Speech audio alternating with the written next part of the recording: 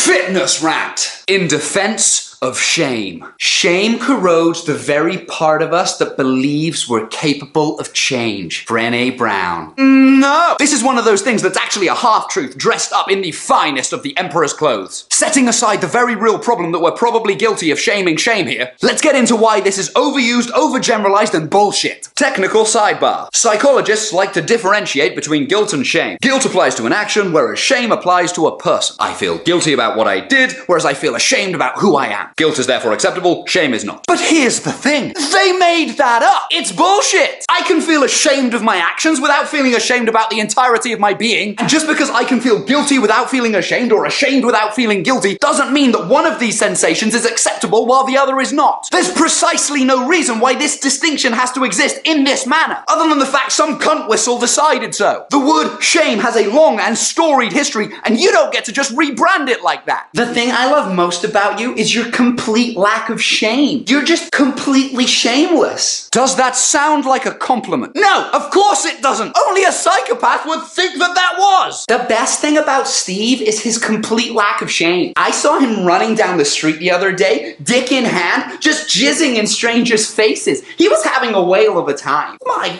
God, that's awful. It's okay, he doesn't think so. He's shameless. Shame is a universal human experience. Every culture has a word for it. Spanish, vergüenza. French, honte. German, schande. Russian, pozor. But along with every other human universal, either nature really fucked up along its evolutionary path, or maybe, just maybe, it serves a purpose. Maybe it's supposed to feel shit when you do certain things. Because that is literally why you evolved all of the painful feelings.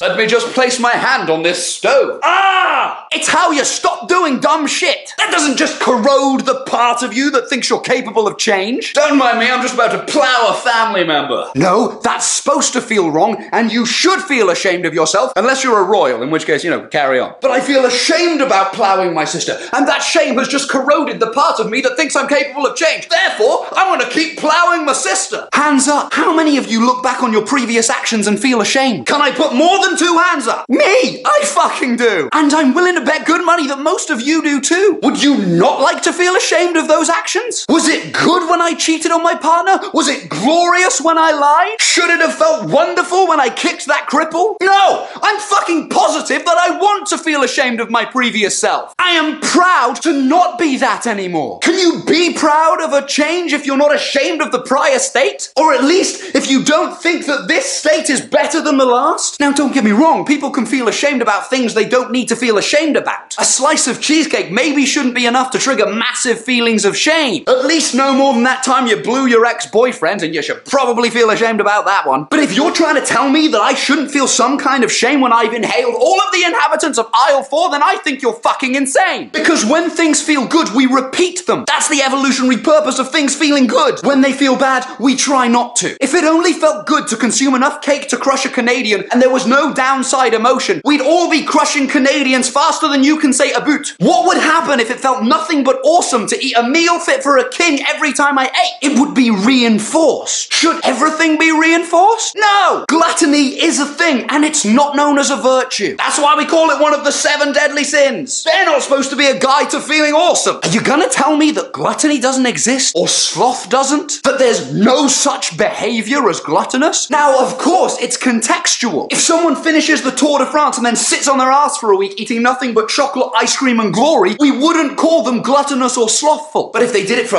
a month, a year, a decade, at what point are they anything other than those fucking terms? And if they are, at that point, those things, how should they feel? Proud? Fuck off! They feel ashamed of themselves for an evolved reason. We all know it's more motivating to watch someone complete a marathon when they've had to overcome more obstacles. That's why we can be brought to tears when we watch someone refuse to give in. We watch the triumph of the human soul, the will to push on in the face of suffering. But that pride, that inspiration, is contingent upon the recognition that this individual is having to overcome something less than ideal. If there was not something we recognize as being worse for them, there would be no greater level of inspiration, and fucking no one means that. You don't get to have both. Either all things are equally motivational and they're fucking fucking not. Or there are things you should be proud of and ashamed of. You can't just pick an evolved emotional state and call it awful. You can't just will it out of existence any more than I can will out hunger or lust from mine. Just because some dickbag decided that guilt was fine and shame was not, does not make them right. If you think shame is never appropriate, well, I think you've just shamed shaming or shamed shame itself. In which case, you failed your own fucking test. Doesn't just corrode the very part of you that believes you're capable of change. Repeatedly doing the same thing corrodes the part of you that believes you're capable of change. Because the more you behave in a certain way, the less likely you are to behave in another way. But there's actually two issues with that. You're either experiencing shame because of the act itself, and if that act should cause most people to experience shame, then that feeling is appropriate to the issue, or you're interpreting an activity that shouldn't cause shame as shameful. If it's the former and you keep acting in a way that should cause the majority of people to feel shame, then it is the act that is the problem, not the feeling. And if it's the latter, it's a problem of perception, not the act. Neither of which is the fault of shame. So leave it the fuck alone, you sanctimonious sack of smug shite. Rant out!